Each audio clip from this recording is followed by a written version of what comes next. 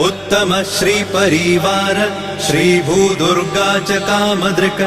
सदा गतिर्मातरिष्वा रामपादाब्ज षट्पदः नीलप्रियो नीलवर्णो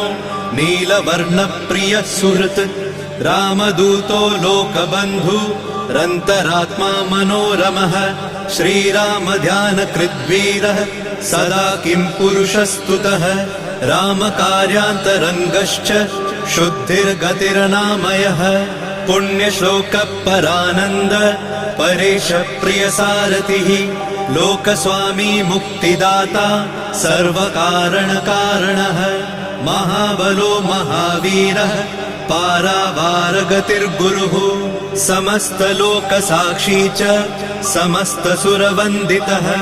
सीता समेत श्रीराम